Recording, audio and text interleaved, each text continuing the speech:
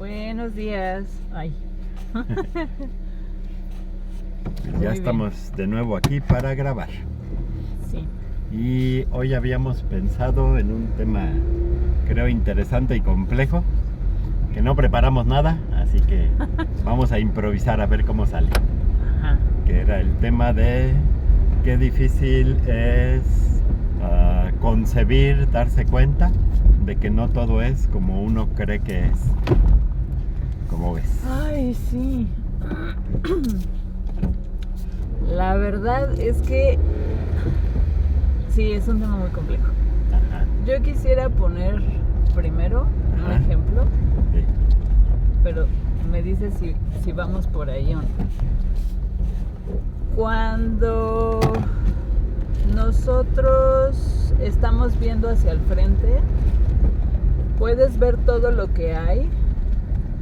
Bueno, eso de ver todo lo que hay también es relativo, pero ves lo que hay enfrente de ti, pero no te percatas que hay una nariz y hay unos lentes, porque tu mente simplemente dice, ay, si esto siempre está ahí, lo podemos obviar, y entonces lo quitamos.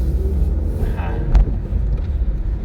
Otro ejemplo que ya se me fue, tenía yo en mente, sí, es en este momento, los dos venimos en el coche y estamos teniendo la misma vivencia y sin embargo no es la misma vivencia. Ajá. Aunque los dos vamos viendo hacia enfrente, los dos tenemos distintas perspectivas de lo que estamos viendo y por lo tanto la vivencia no es la misma, aunque estamos en el mismo momento, en el mismo lugar. Sí. ¿Cómo ves? Sí, totalmente de acuerdo y creo que sí vamos por ahí, ¿no?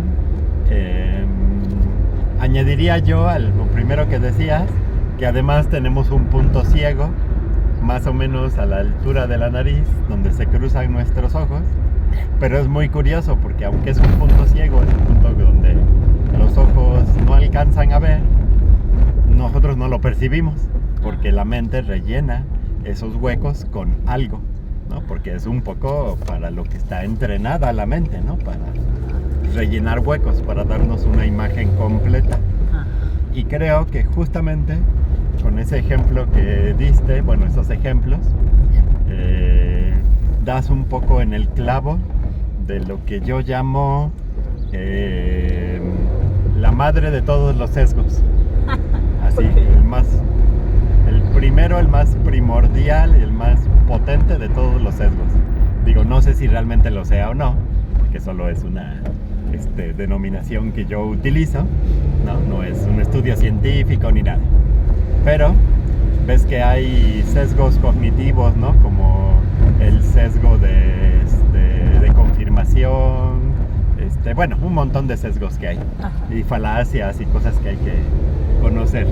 Pero yo digo que el sesgo de creer que las cosas son como yo las veo es uno de los más poderosos y se manifiesta tanto a nivel personal, individual, como a nivel social o grupal. Es muy curioso como en muchísimas culturas, no sé si podría decir que en todas, porque ahí sí no me atrevo a llegar a tanto, pero en muchas culturas hay esta construcción de mitologías que los hacen a ellos el centro del mundo, del universo, de la creación, de la historia, de alguna manera, ¿no? Entonces es como decir, yo lo expreso así a veces, como yo veo desde mi propia mirada, pues yo creo que lo que veo es la verdad. Y claro, de cierta manera es la verdad para mí, es una verdad mía, pero eso no significa que sea una verdad para todos. Pero para mi mente, pareciera que sí significa eso. Sí, perdón. Y ahora se complejiza más cuando le metemos la parte emocional. Si yo tengo una vivencia muy fuerte respecto de algo, sea positiva o negativa, voy a estar viendo desde ese punto emocional. Si yo Exacto. hoy me desperté de malas, todo lo que vea probablemente me va a resultar desagradable. Ajá. Si yo desperté de muy buenas, probablemente todo se vuelva más agradable, más bonachón. Sí, ¿no? como dice el meme, dormí poco y mal, hoy elegiré el camino de la violencia. Ándale. Es solo un meme.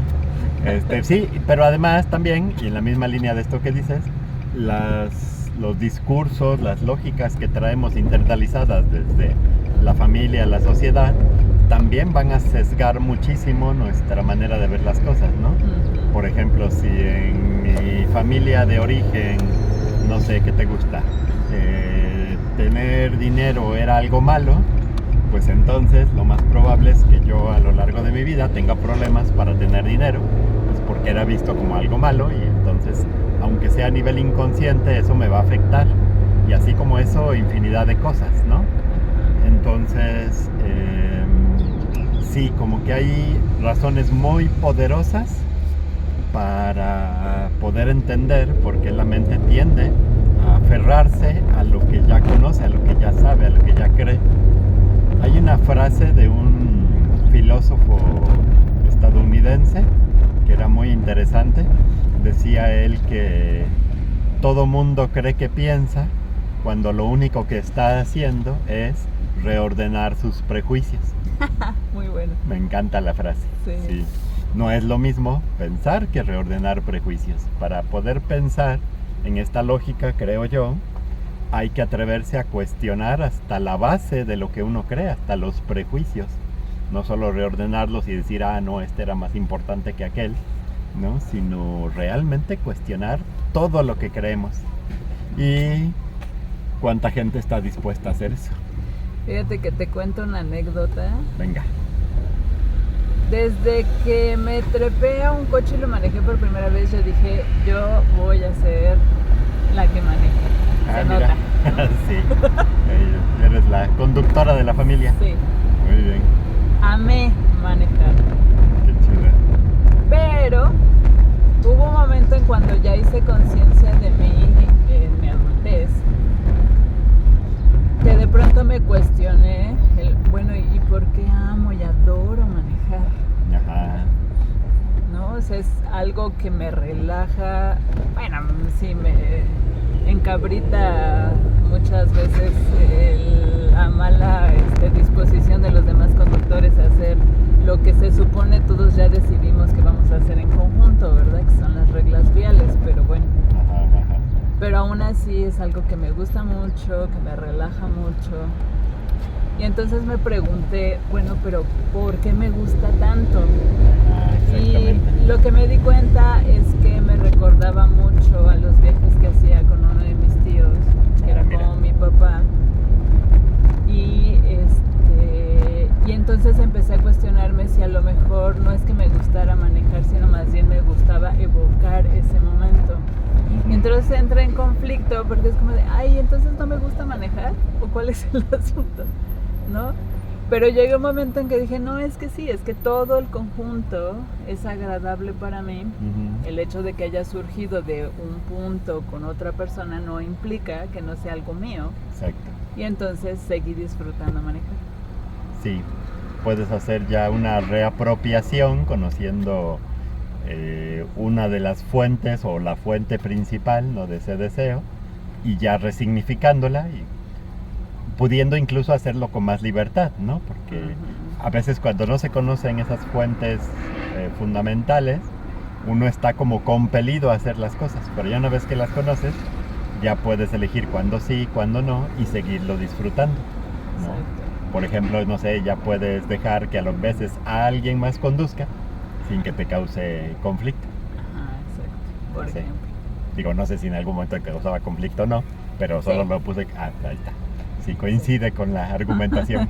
Y fíjate que ahí voy a hacer un paréntesis, porque hay algo bien chido de esta forma de pensar, que yo la llamaré rizomática. Digo, el nombre no lo inventé yo, lo inventaron unos filósofos franceses, Gilles Deleuze y Félix Guattari. Porque, a ver, ya sabemos, o sea, pensar es una tecnología, no es algo que la mente haga como se le pegue la gana nomás porque sí. O sea, tenemos que aprender a pensar. Y hay muchas metodologías distintas para pensar. Félix Guattari y Gilles Deleuze proponen una que se llama rizoma o rizomática, que bueno, no voy a explicar a profundidad ahorita, pero esto que hicimos, por ejemplo, de tener un punto e irnos y regresar a ese punto para retrabajarlo, resignificarlo y luego irnos a otro lado, ese es un tipo de pensamiento rizomático que me parece genial, ¿no? Incorporemos a nuestra caja de herramientas de pensamiento. Pero bueno, sí. Y fíjate que estaba pensando en uno de los sesgos que mencioné hace rato, que creo que nos puede ayudar a ir como concretando más la idea, porque todo lo que hemos estado diciendo está muy bien, pero es como contexto, me parece, ¿no? Sí. Existe lo que le llaman el sesgo de confirmación. Lo voy a explicar de la manera más simple posible y luego la vamos complejizando. Sí. Por ejemplo, yo me entero de una noticia de algo que está pasando en el mundo y me entero por un artículo que leí. Ese artículo para mi mente se convierte en la fuente básica de conocimiento sobre ese tema y como que la mente automáticamente le da un valor de verdad mayor que cualquier otro texto que pueda venir después. Que conste, es un sesgo, no es una tendencia absoluta, solo es una tendencia relativa, pero poderosa. Entonces, yo ya tengo esta primera información, con un cierto enfoque, unos ciertos datos, unas ciertas afirmaciones. Cuando yo leo otro artículo sobre el mismo tema, mi mente va a decir, ok, este artículo está diciendo algo similar al que ya había leído, por lo tanto debe ser verdadero. Va a tender a darle más valor a lo que se parezca a lo que ya leí. Pero ahora pongamos otro caso. Leo un artículo, pero este artículo dice algo distinto. Pone otros datos, otras afirmaciones y otro enfoque. Y mi mente entonces tiende a decir, este artículo está equivocado, porque no coincide con lo que yo leí previamente. A menos que entrenemos nuestra mente a cuestionarse y abrirse a posibilidades distintas, la tendencia más poderosa va a ser esa. Lo primero que yo supe, eso es lo que es verdadero y con eso me quedo y la mente se aferra a ello. Tiene un pensamiento. Y entonces cuando uno quiere que otra persona se ponga de tu lado, lo que tienes que hacer es correr y contarle primero las cosas desde tu punto de vista. Por supuesto. Para que después cuando llegue otra persona, entonces diga, no, eso no era así. Por lo menos ya se lo va a hacer mucho más difícil. Sí, efectivamente. Ay, malditas herramientas de manipulación.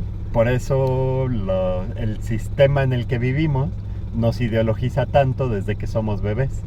Desde que somos bebés nos meten un montón de ideas, un montón de frases, que no solo por la repetición y por la carga emocional y por lo traumático y todo, sino también porque hay el sesgo de confirmación, luego va a ser bien difícil quitarse o cuestionar o eso. Por eso el poder nos mete esas ideas para que estemos súper atrapados de una prisión de la mente. Eso me hace pensar entonces también por qué se preservan tanto las culturas y las reglas de sociedad. Exacto. ¿No? Por lo mismo, exactamente por lo mismo.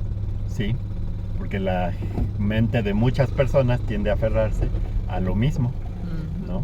Aún así, es genial poder ver cómo existe el cambio, existe la transformación, como a pesar de estas tendencias poderosas a repetir y repetir y repetir, aún así hay cambio y cambio grande, ¿no? Pero tenemos que estar alertas ante esta tendencia fuerte a conservar, a repetir, a mantener las cosas con un mismo status quo. Pero obviamente eso no implica que así sean las cosas, solo es esa perspectiva se está mostrando desde eso, no sé. Es que eso es ahí es donde entra lo dramático y a veces lo terrible de esto, ¿no? De los efectos de esto. Sí, no sé, a ver, vamos a pensar, ¿no? Ejemplos reales, ¿no? De mi familia de origen. En mi familia de origen existían estas frases como de: ay, pues tú eres morenito, pero estás guapo, ¿eh? O sea, gracias por el halago, pero el juicio implícito a lo moreno, pues está gacho, ¿no? O sea, como, ¿por qué? ¿No? Y ya sabemos, hay un montón de ese tipo de frases, ¿no? Sí. Cásate con alguien güerito para mejorar la raza, ¿no? O ese tipo de cosas horribles, ¿no? Entonces, si uno crece teniendo este tipo de afirmaciones, ¿no? Tomadas como wow, acabamos de ver pasar un gallo gigante. Un gallo gigante. ¿Qué sería la Feria de las Calaveras? Yo creo que sí. Hay un torito calavera gigante. Ay, sí, son de la Feria de las Calaveras. Ah, qué chido.